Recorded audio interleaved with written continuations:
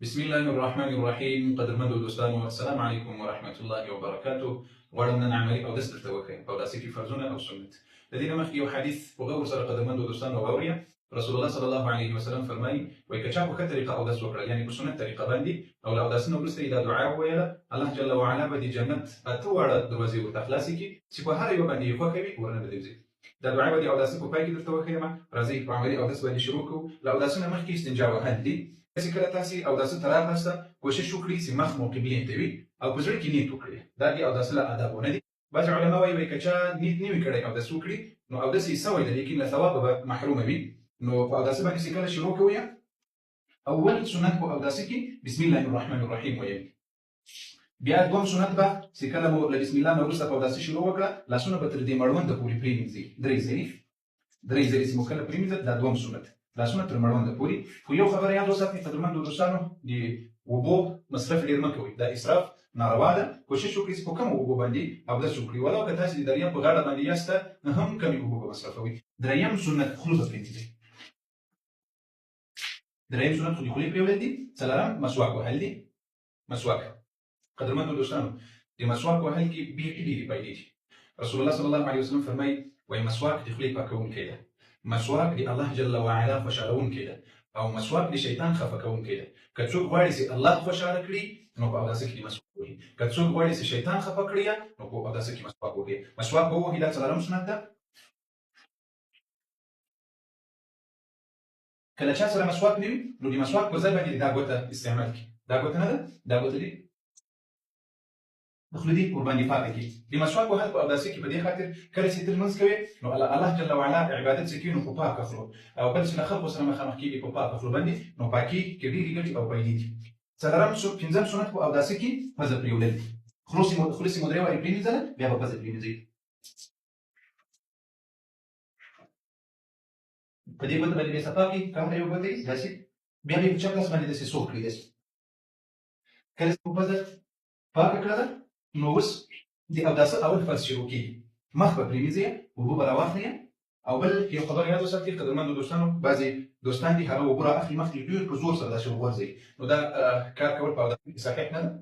له دې نه ځان وساتئ. راځئ اوس اول فرض د اوداسه مخ پرېولل دي. د مخ پرېولل د ویښتانو له شنه کېدا د زنې له لاندې له یو غوږه تر بله غوږه، دا اول فرض په اوداسه کې دي. کله چا نه دونه نوکی پاتې سي هم اوداسه نه کېږي، نو دا اول فرض به په دې شکل درې وارې به پرېمنځي.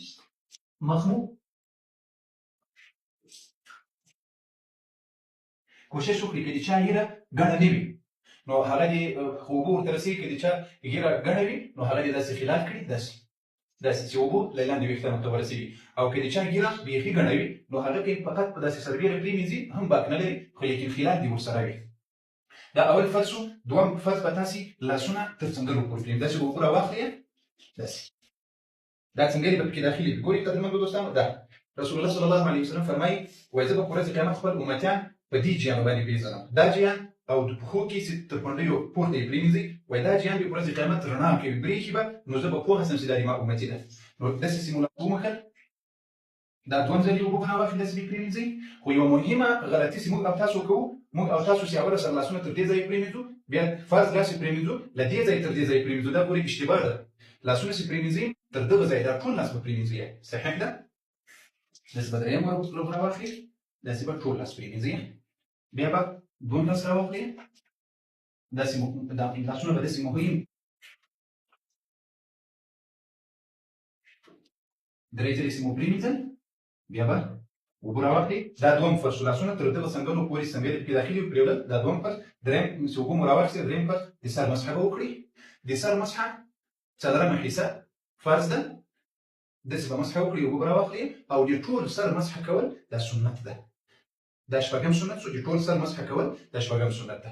او غوږونه به مو سره مسحه کړئ. غوږونه مسحه کول هم سنت. دغه دوه بټې به په غوږ کې دننه کړئ، دا دوه، او دا دوه بټې به داسې شاوخوا د سپېره تاو کړئ. داسې بعضې علماو دا د څټ یا د غاړې طرف مسحه کول هم وایي چې ویې کړئ. بعضې علما وایي، خو ډېر علما داسې نه وایي. نو د ټول سر مسحه کول دا شپږم سنت ده، سره د غوږو له مسحې. اوس کله چې تاسې لاسونه او د سر مسحه وکړل، بیا په اوداسه کې زند نه کول دا اتم سنت دي. زند نه کول، یعنې چې کله خوله پرېمنځئ، لاسونه پرېمنځئ، مخ پریمینځي بیا انتظار وکړي بیا لاسونه پریمینځي نه خیر یعنی پر لپسې به اودس کوي مخکې پریمینځي بیا به لاسونه پریمینځي په ترتیب سره اودس کول دام سنت ته په ترتیب سره اول به لاسونه تر دې ځای پریمینځي بیا به خولو بیا پزه بیا مخ بیا لاسونه بیا د سر مسحه بیا پښې پریمینځل او نهم سنت څه ده نهم سنت هر اندام درې ځلې مینځل دي هر اندام درې ځلې مینځل دي او لسم سنت د ګیرې خلالول او د ګوتو خلالول دا سنت دي اوس راځو د اوداسه څلورم فرض ته چې هغه پښې پرېولل دي اوبه به داسې راواخلي داسې کله چې پښې پرېمینځي د ګوتو له طرفه به شروع کړي او داسې به ګوتې مو سره خلاف کړي د ګوتو په منځ کې به د لاس ګوته ووهي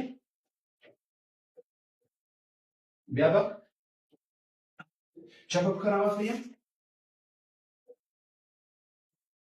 کله چې مو چپه پښه پرېمینځله